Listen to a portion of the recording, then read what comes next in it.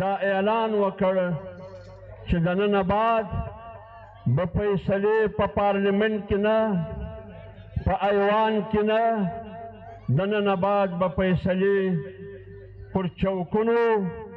او پر میدان کېږي. انشاءالله العزیز موږ به ټول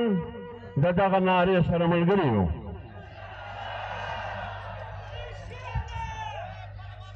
موږ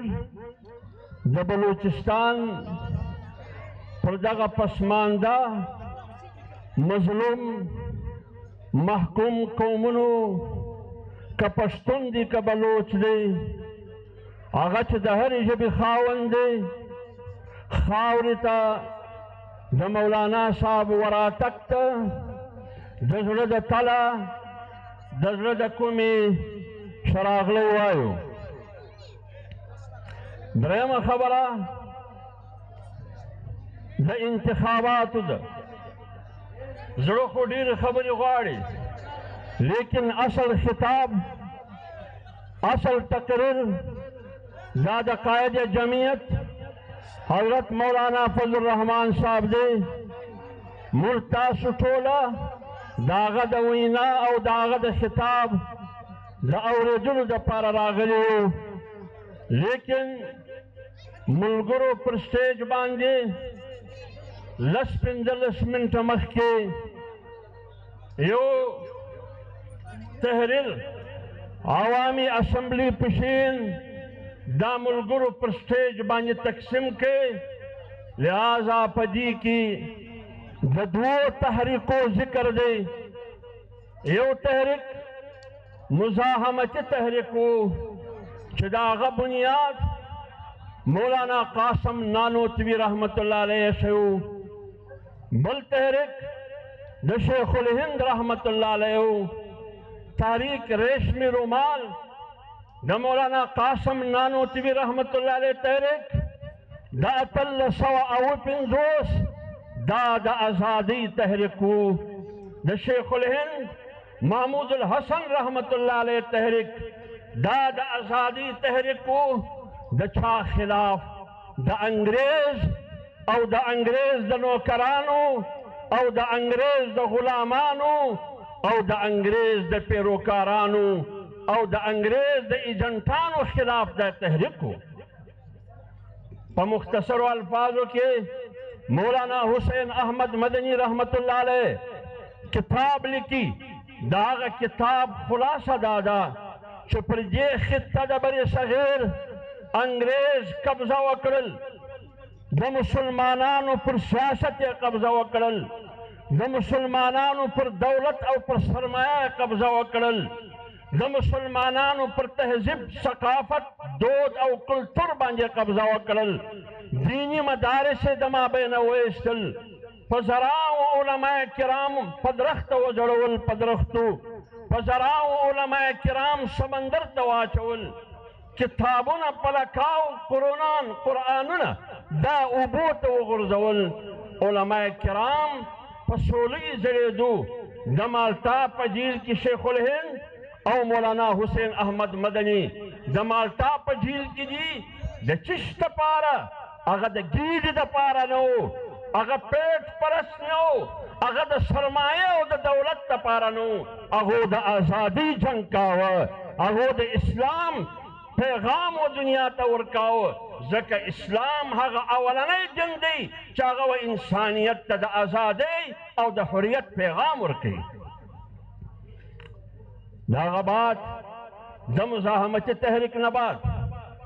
1857 نه بعد 1867 یا 66 کې 1866 کې د تعلیم او د تربیت د ذریعې دارالعلوم دیوبند بنیاد کېښودل شو. دا د تعلیم، د تربیت او د اخلاقیات او د تهذیب د ذریعې به د انګریز مقابله کوي. دویم شیخ الهند محمود الحسن رحمت الله علیه په 1919 کې د جمعیت علماء هند بنیاد کېښود. د انګریز خلاف، د انګریز خلاف انګریز پر دې خطه قبضه کړې وه، د دې خطې پر دین یې قبضه کړې وه، د دې خطې پر سیاست یې قبضه کړې وه. لکه مخکې چې ما درته وویل لیکن انګریز پر دې خطه باندې قبضه وکړل د هغه ذرایع څو کم اسبابو چې زما پر کلتور تهذیب سیاست حکومت باندې دې قبضه وکړه پر وسایلو باندې حسین احمد مدني رحمت الله علیه د کتاب خلاصه درې خبرې دي هغه وایي انګریز د دې خطې پر سیاست او پر تهذیب د دې پر دولت د دې پر وسایلو باندې او پر حکومت باندې قبضه د درې لارو نه وکړه د دولت د لارې قبضه وکړه پیسه پینټ تماشه دی د خلکو ایمان یې رانیوه د خلکو ضمیر یې رانیوي د خلکو دین یې رانیوي خلک ضمیر او ایمان خرڅ کړي لہذا د انګریز ملګري شو د دولت د لارې پر خطه قبضه وکړه دویم د طاقت د لارې طاقت استعمال کړي چې څوک به ایمان نه خرڅاوه چا چې به خپل دین نه خرڅاوه چا چې به خپل ضمیر نه خرڅاوه د هغه خلاف طاقت استعمال کړي درېیمه ذریعه پر دې خطې باندې د قبضې هغه منافقانه سیاست و دروغجن سیاست و د دروغو سیاست و یرضونکم بافواههم وتأبى قلوبهم واکثرهم فاسقون یو خو انګریز کافر و یو د هغه سره د هغه نوکران د هغه نمکخواره د هغه غمخواره حرامخواره چې هغو پر دې سیمه قبضه وکړه لہذا دغه تحریک که د جمعیت علماء هندو هغه دارالعلوم دیوبند یا د هغه د مخه 1857 جنگ ازادي یا تاریخ ریشمي رومال دا د دې دپاره و چې په دې ملک کې د دولت راج نه چلیږي په دې ملک کې د طاقت راج نه چلیږي په دې ملک کې د درواغو او د منافقت سیاست نه چلیږي موږ دغه جدوجهد دي لہذا پاکستان جوړیږي شپږ اویا کاله د پاکستان اوسو تاسو ووایاست دا ټوله اجتماع دې ووایي ما ته دې جواب راکړي ایا د پاکستان پر سیاست باندې نن د دولت او د سرمایې قبضه ده که نه ده نن د دولت او د سرمایې قبضه ده لہذا زما اکابرینو د هغه سیاست باندې لعنت ویلی دی چې د کم سیاست بنیاد سرمایه او دولت وي هغو د نظریې سیاست کړی دی که چیرې سیاست د دولت وای که چیرې سیاست د دولت وای د دولت پر بنیاد باندې سیاست وای نو بیا به فرعون نبی وای بیا د موسی علیه السلام څه ضرورت و که چیرې د حکومت او د قومي طاقت او د نسب پر نامه سیاست وای بیا فرعون وویل والقوم د ما سره ملګري دي حکومت د ما سره دي لشکرې د ما سره دي سرمایه د ما سره ده لیکن الله ته دغه سیاست قبول نو د فرعون شکست د موسی علیه السلام په لاسو وشو هغه موسی علیه السلام چې فرعون و هغه ته ګونګی ویل لہذا دغه زموږ سیاست دی موږ اکابرینو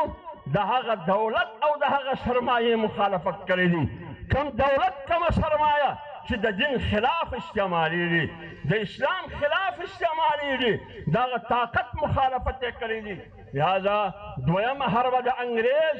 هغه طاقت و طاقت استعمال کړي تاسو ووایاست نن په پاکستان کې نن په پاکستان کې د طاقت او د ډنډې حکومت دی که نه دا صوبه بلوچستان ده د دې پسه کم 2 کروړه آبادي ده 2 کروړه آبادي نن په اسمبلۍ کې هغه خلک ناست دي چې نه د پښتون نمایندګي کولی شي نه د بلوچ نمایندګي کولی شي نه د مسلمان نمایندګي کولی شي نه د اسلام نمایندګي کولی شي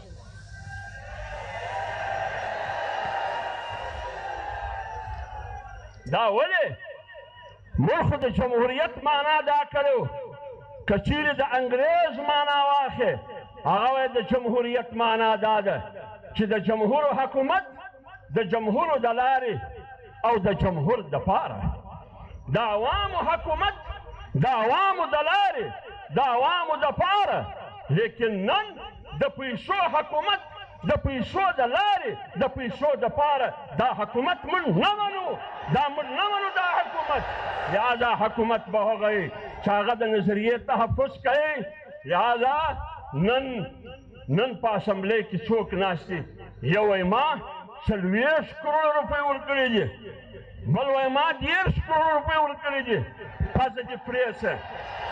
پرې شه یو وایي ما 80 کروڑ روپۍ ورکړي دي ته د قام نمایندګي نشې کولی ته نمایندګي د قام هغه څوک ورکولی شي چې د ووټ طاقت ورسره وي ته ماته ووایه تاسو راته ووایه چې زه په الیکشن کې 50 کروڑ روپۍ خرڅوم څو به ګټم زه 10 اربه به ګټم بیا څه شو د پښتانه خدمت څه شو د بلوچ خدمت چیرې دي د مسلمان خدمت لہذا زما کابرینو د دغه دولت مخالفت کړی زما کابرینو د اسټبلیشمنټ موسی علیه السلام د ملکی او د بین الاقوامي اسټبلیشمنټ مخالفت او چیلنج یې کړی دی او جناب رسول الله صلی الله علیه و آله وسلم د هغه زمانې ملکي اسټبلیشمنټ د عبدالله بن ابی بن سلول په صورت کې یا د ابو لهب او د ابو جهل په صورت کې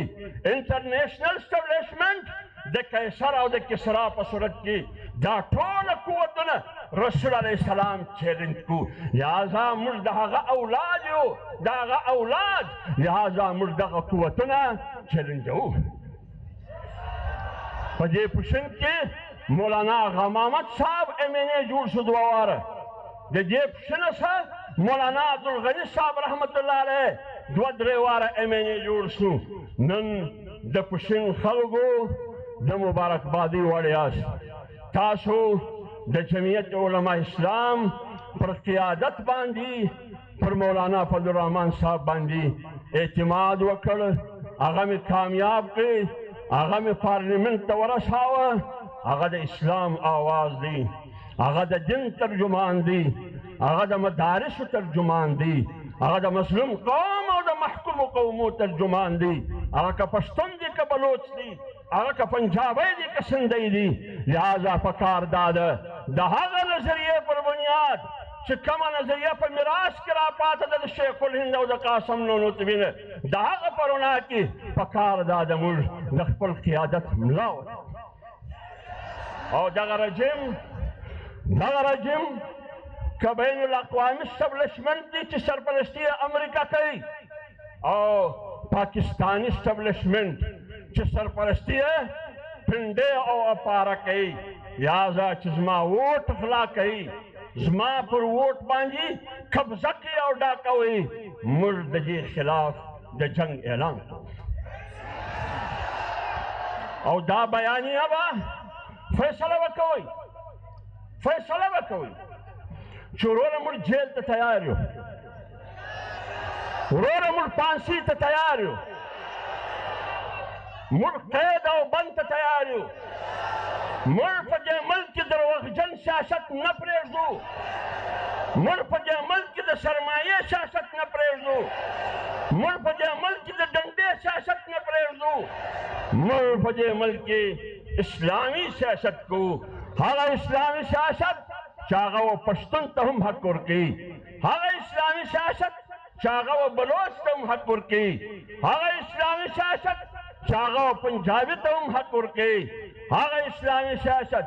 چې هغه و سندي ته هم حق ورکوي لہذا په زور ما څوک جنت نه هم نشي بیولی لیکن په رضا دوزخ ته هم تیار یم په رضا و دوزخ ته هم تیار